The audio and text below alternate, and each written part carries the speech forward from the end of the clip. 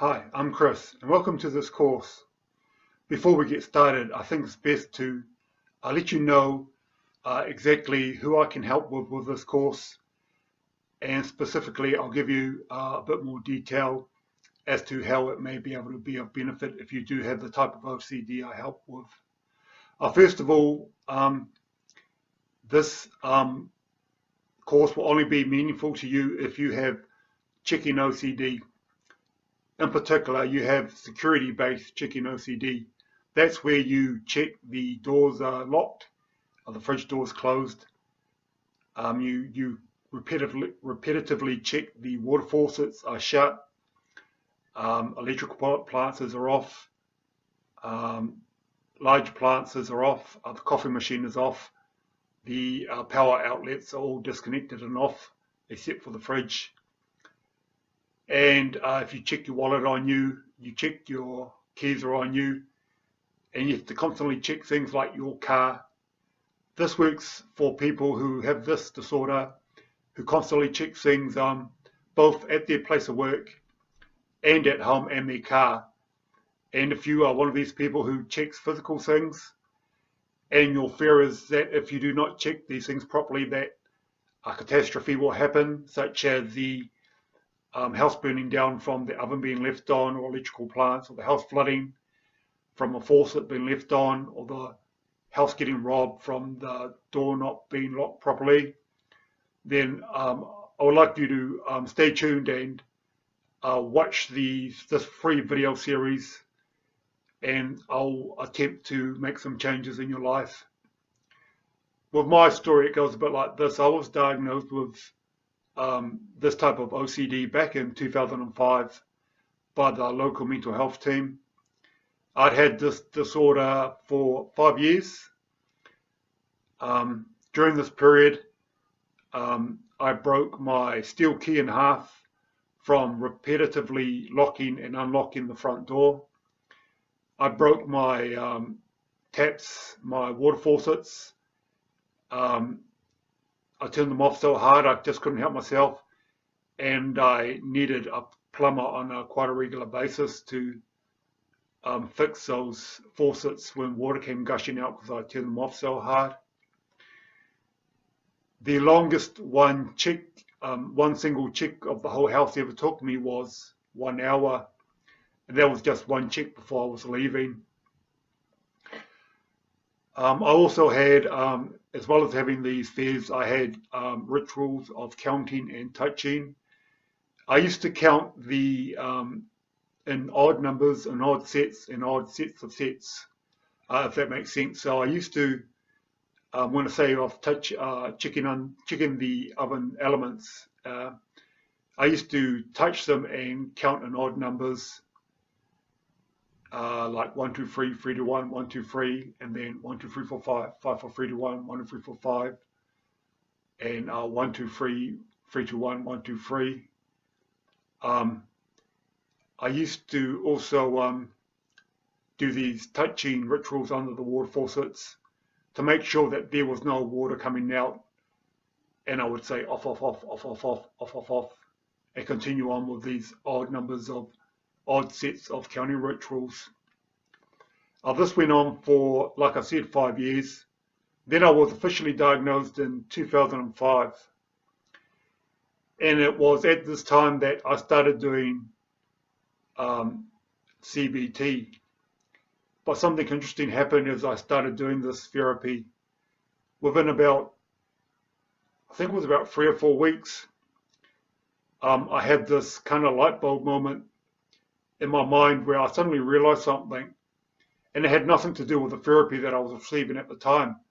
And in fact, after I had this insight, I quit therapy pretty quickly after that. I think I had maybe 1 or 2 more sessions. And just to let you know, I only ever did one exposure therapy, and that was just to put the plug in my sink basin in my bathroom, because my tip was dripping, and I just wanted to see how much the sink would fill up just from it dripping over the space of a few hours. But that's by the by. That was only mentioned that because that was the one and only exposure exercise I ever did. So this light bulb moment I had was, again, back at the oven, I was checking it, and for the previous 10 years, I've been studying human potential, ways to increase our capabilities, both physically and mentally and spiritually. And I realized something. I had been learning memory systems during this period, and I thought to myself as I was checking the oven, is there a way that I can use these memory systems to help me remember what I have checked has been checked properly? You see, the point was that I didn't view my anxiety as the real issue. Once I had this epiphany, I realized that it was a memory problem.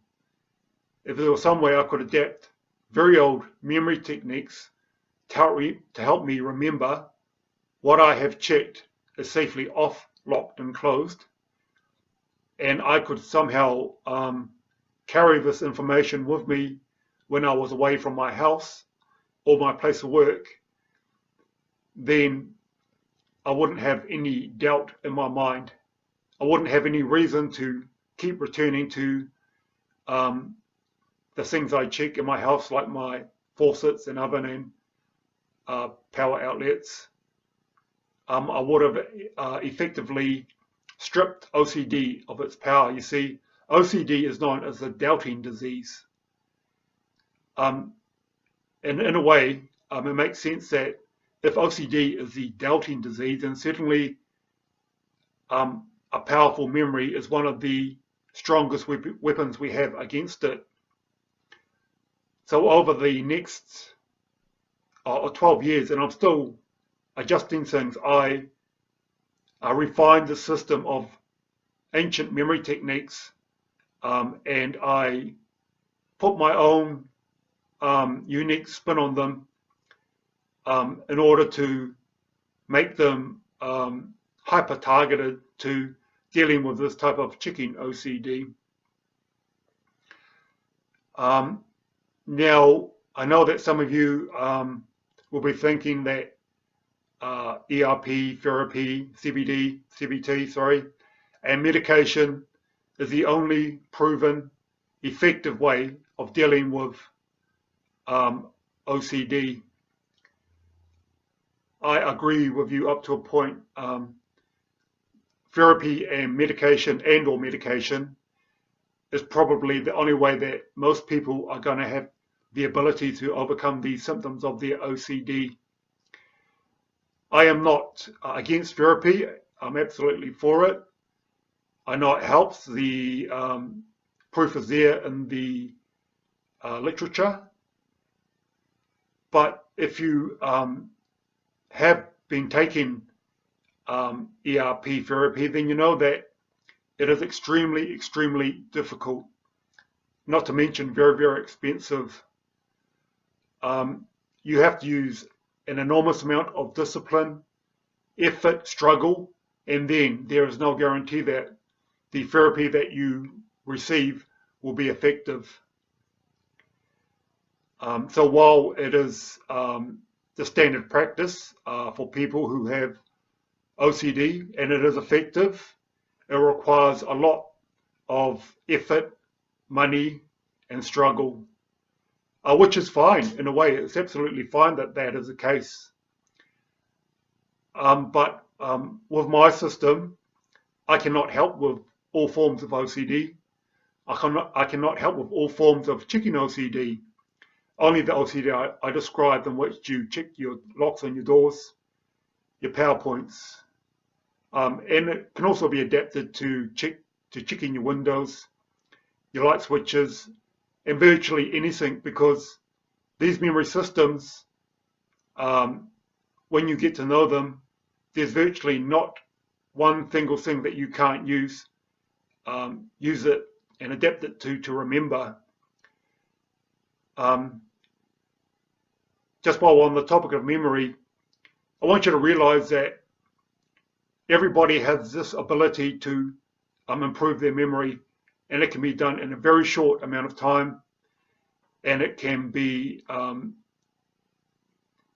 give you very, very impressive results within that short amount of time.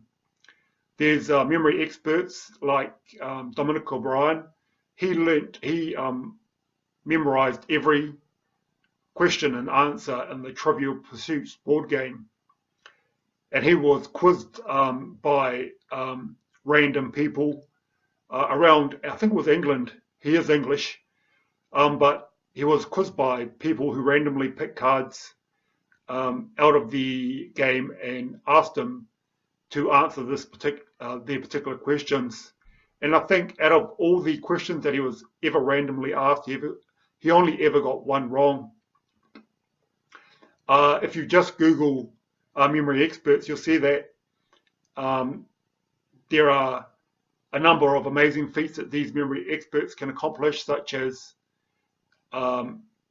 learning the sequence of pi numbers. Pi is a sequence of numbers that are randomly, well, they're not random numbers, but they're not sequential. Every number is different, and the sequence of pi is infinite.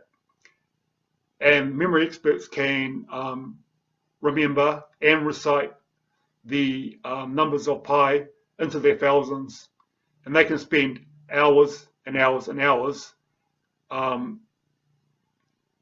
repeating the sequence without use of any aids except for a trained memory. And that's what I want you to understand, is that a trained memory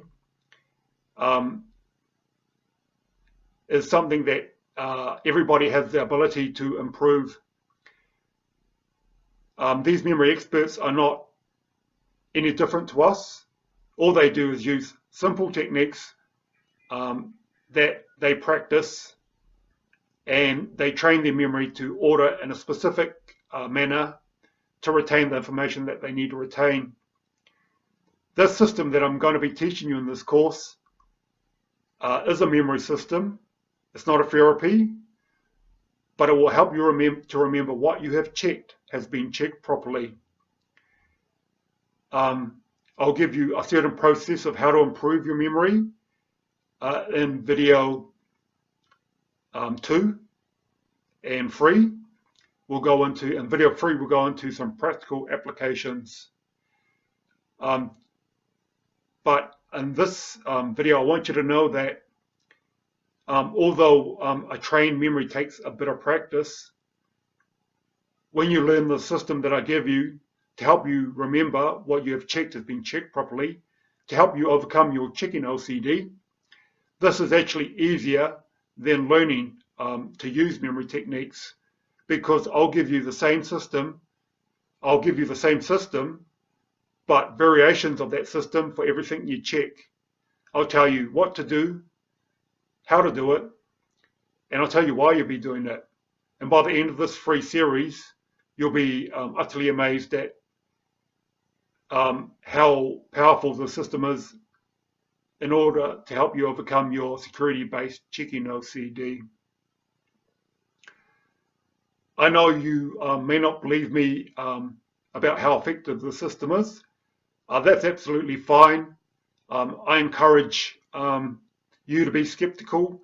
I just ask you to apply these techniques that I'm going to give you in video 2 and 3, and then judge for yourself as to how effective they are. By the way, if you have a therapist, a concerned friend or family member, any health professional at all, and you severely doubt the legitimacy of this program I'm going to offer you, please get them to join this course and ask me any questions I like. In fact, in each video there'll be the comment section below open, where you can ask me any questions regarding the system, you and anyone you nominate to ask me anything about it. So in the next video, we'll be using some practical applications of memory, and I'll be going a bit more deeper into why these systems help in dealing with and overcoming security-based chicken OCD. But before you go, I've just got one small assignment, and it's quite easy. In the comment section below this video, I'd like you to give me a scam rating before you leave this page. I'm serious. I want you to rate out of 1 to 10, with 1 being the lowest, that you think I'm an absolute charlatan, a scam artist, and 10 being, sorry, I got that wrong way around. 1 being that you think that this system will absolutely help you, and 10 being that you think I'm an absolute scam artist. So any number between 1 and 10, 1 being that you believe the system will work, and 10 being that you think I'm a con man. And leave it in the comment section below. I'm going to publish all the comments as long as there's no foul language. You can be as critical as you like. You can rate me a 0 if you like. You can rate me in the negatives. That's quite all right. I've got a thick skin. If I was in the same position as you, I would probably do the same thing. And I would have considered this a scam if I was listening to it coming from somebody else. But like I've said, I've used this system for over 12 years, and I've kept on refining it.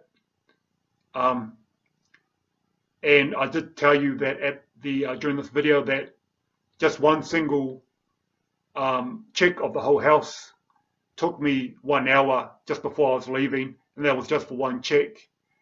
That was pretty extreme though. Now I check 2 or 3 minutes in total each day, and my anxiety is next to nothing. With it'd be if my anxiety would be probably 2, 3, 4% at the most out of 100 of how intense it is, very little, and I no longer doubt myself. So go ahead in the comment section, leave me that scam rating, and I want you to have fun during this process. And I've got a thick skin, and I'm not going to delete any comments that say I'm a scam artist. I just want you to continue on with this course and then revisit your original rating on video 1 by the end of video 3, and we'll all have a laugh about it. I appreciate you watching, and I'll catch you in video 2.